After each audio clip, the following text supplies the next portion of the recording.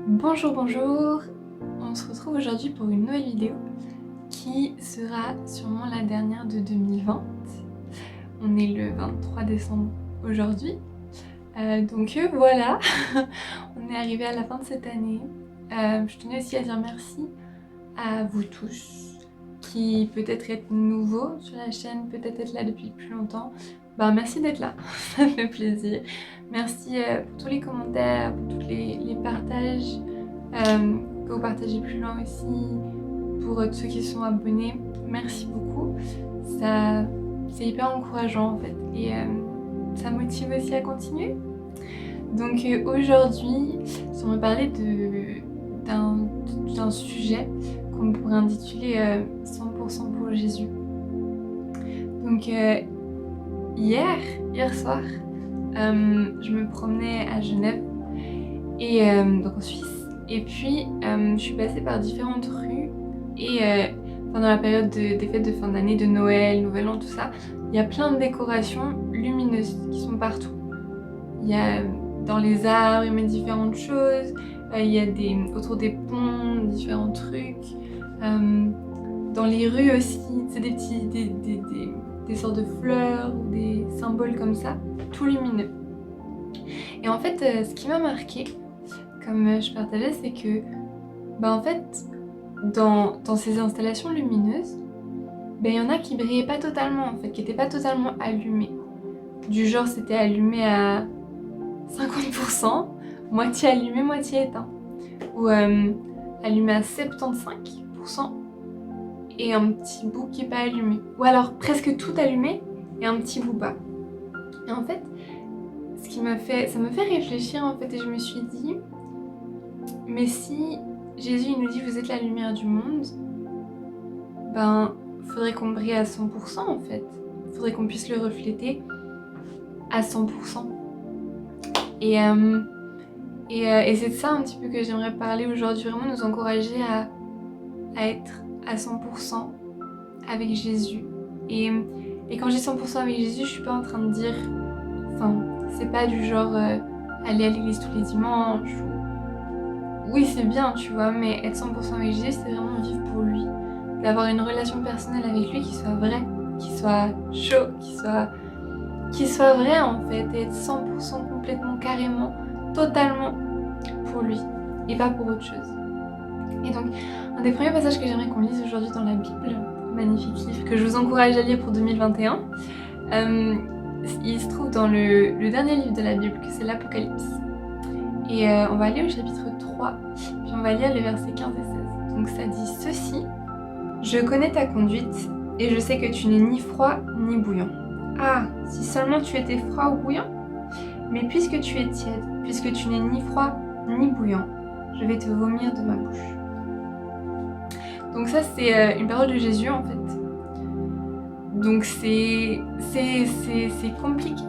S'il dit que tu sois froid ou que tu sois bouillant, mais sois pas tiède, ça sert à rien qu'on soit un petit peu pour Jésus et beaucoup pour d'autres choses. Mais ça sert à rien non plus qu'on soit, d'égal égal pour Jésus et pour autre chose, mais ça sert à rien qu'on soit beaucoup pour Jésus et un petit peu pour autre chose.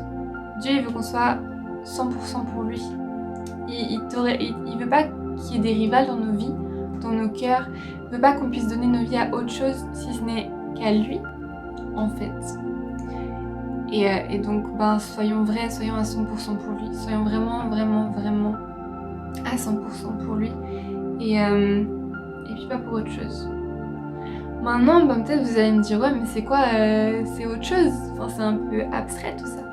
On va aller lire un autre passage dans la Bible qui est dans le livre des psaumes. Donc les psaumes, c'était des chants qu'on chantait.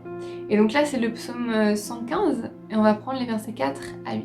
Et elle dit ceci: Mais leurs idoles sont d'argent et d'or, fabriquées par des hommes. Elles ont une bouche, mais ne peuvent parler. Elles ont bien des yeux, mais elles ne voient pas. Elles ont des oreilles, mais qui n'entendent rien. Elles ont des narines, mais qui ne sentent rien. Elles ont bien des mains, mais ne peuvent toucher. Elles ont bien des pieds, mais ne peuvent marcher. De leur gorge, jamais aucun son ne s'échappe. Ils leur ressemblent, tous ceux qui les fabriquent, tous ceux qui mettent leur confiance en elles.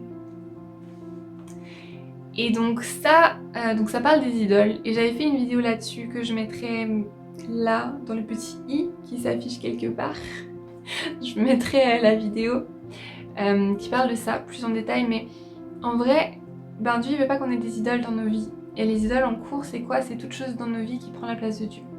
Simple. Ça peut être beaucoup de choses, hein. Ça peut être des relations, ça peut être un travail, ça peut même être quelque chose que Dieu t'a donné en fait. Mais c'est juste, la chose n'est pas forcément mauvaise en soi, mais c'est la place que ça occupe dans ton cœur qui peut être mauvaise et qui fait que quelque chose peut devenir une idole. Et quand il y a une idole, il faut la mettre dehors. Il faut travailler avec Dieu par rapport à ça, en fait. Pour qu'on puisse être à 100% pour lui, que ce soit vraiment Dieu, notre préoccupation première. Comme mon ami disait que qu'on donne à Dieu la première place dans notre cœur et toutes les autres places aussi. Que vraiment tout soit pour Jésus. Qu'on puisse apprendre à lâcher prise, lâcher le contrôle et tout donner à Dieu. Il y a des choses qu'on donne facilement, tu vois. Il y a des choses, personnellement je sais qu'il y a des choses que je donne facilement à Dieu, que je lui donne facilement le contrôle, que je lâche facilement. Et d'autres que c'est plus compliqué.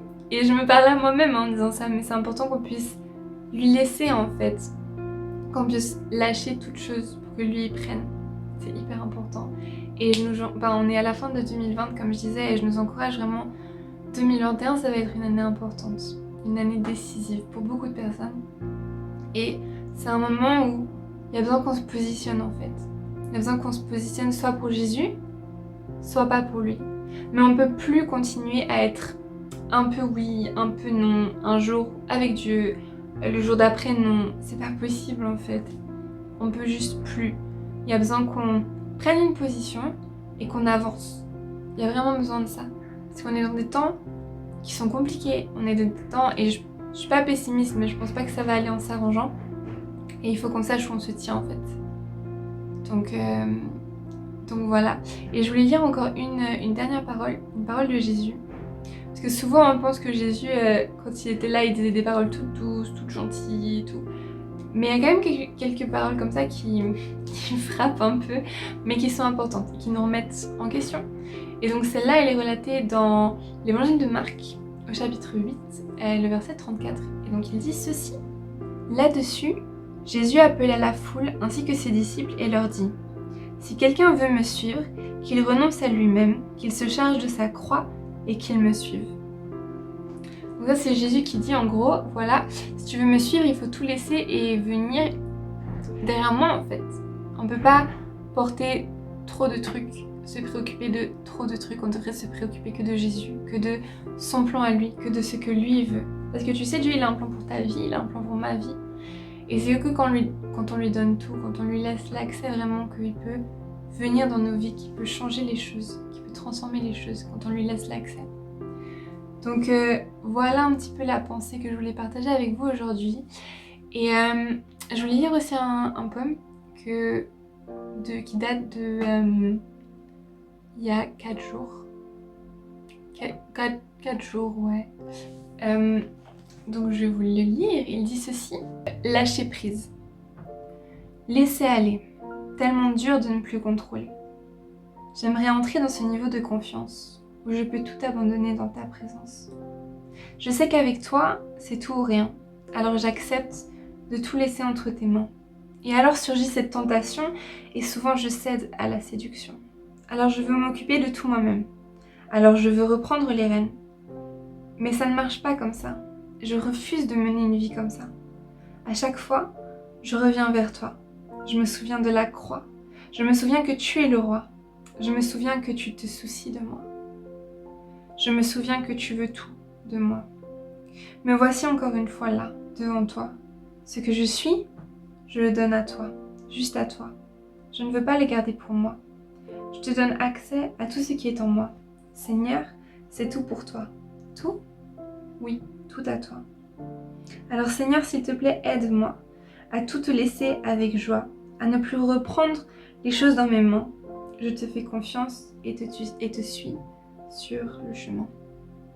Donc voilà, et c'est plus comme une prière. Et je veux vraiment nous encourager à tout laisser à Dieu, à tout lui donner et à aller à 100% pour lui, à refléter à 100% sa lumière. Et ça veut pas dire que ça va être facile, ça veut pas dire que c'est facile, mais quand on le fait, on a cette assurance que Dieu, il est là.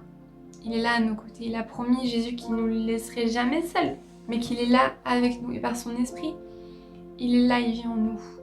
Et donc on peut. C'est possible. Ça ne veut pas forcément dire que c'est facile, mais c'est possible. Déjà ça. Donc voilà.